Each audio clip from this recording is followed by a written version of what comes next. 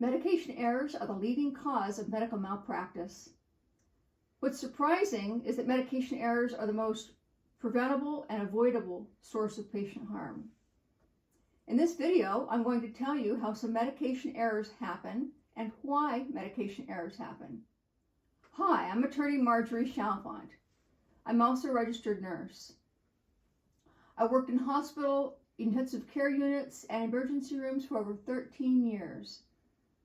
Given the volume of patients that hospitals and doctors treat on a daily basis, I understand how medical malpractice can happen. As an experienced registered nurse and attorney, I only handle medical malpractice and nursing board cases. Here are the top 3 root cause reasons why medication errors happen. 1. Distraction. 2. Poor communication. 3. Lack of knowledge or training. Medication errors affect a lot of people.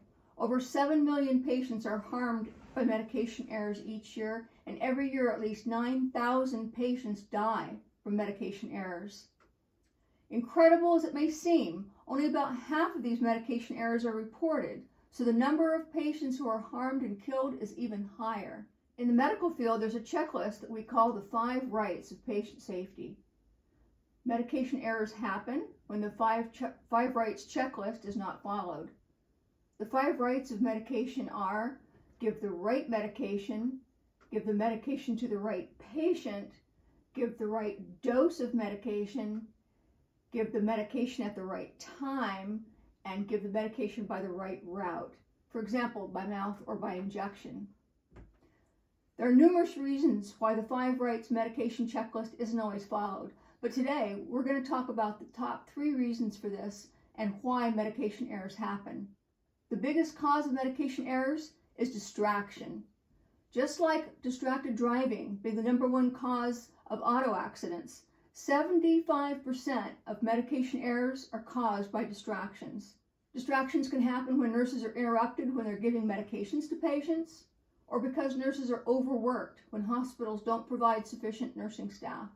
Doctors are also less likely to pay attention to detail or to take the time to review a patient's medication history when they're distracted. The second leading cause of medication errors, poor communication. Poor communication can be in written form or spoken words.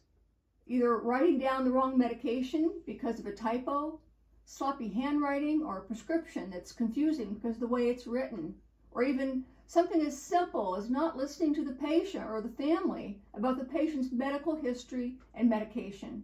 The third largest cause of medication errors is lack of training or knowledge. We're seeing this problem more and more with hospitals and healthcare facilities as they're cutting costs and not having properly trained staff to give medication to patients. There are many times when ordered medication should not be given to a patient. For example, a certain medication for high blood pressure, it's ordered to be given at 9:00 p.m. But when a patient's blood pressure is already too low, the medication should not be given. Unfortunately, untrained staff don't have the knowledge base to understand when it shouldn't be given.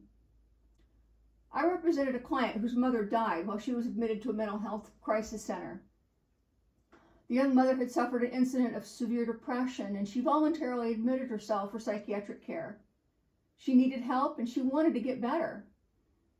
On the second night of her admission, she had trouble sleeping, so a med tech gave her one of the medications that had been ordered for sleep.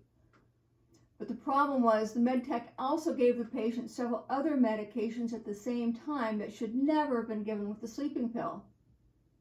The med tech simply didn't have the knowledge and understanding to know better.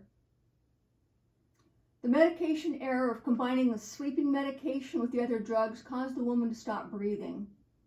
My client's mother suffered a respiratory arrest and died. The hospital finally settled that case just before trial. In another case involving a medication error, I represented the husband whose wife was admitted to the hospital with a heart condition. The heart condition wasn't life-threatening, but she needed hospitalization for a few days. She'd been taking a certain medication for years, which had been working very well for her.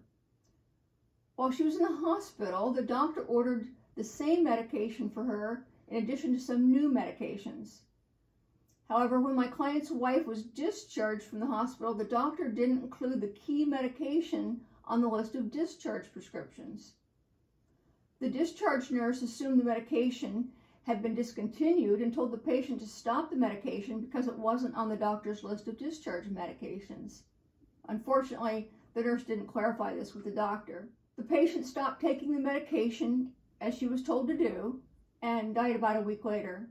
All the experts in that case agreed the medications should have been included on the list of discharge prescriptions and agreed that my client's wife would not have died had that medication been prescribed. Preventing medication errors is crucial to patient care. Medication errors are the leading cause of medical malpractice and can cause death. In my 30 years of litigating medical malpractice cases, I've seen numerous medication error cases. What I can tell you is this: if you believe you have a medical malpractice case, you should consult with an experienced medical malpractice attorney as soon as possible because there's a statute of limitations. Medical malpractice cases are very difficult. Hiring an experienced lawyer is very important. What most lawyers don't know, a nurse attorney does. Please feel free to go to my website at www.thenurseattorney.com for free and useful information. Thank you for watching this video. It may help someone you know. Click the like button and subscribe below for more information and videos.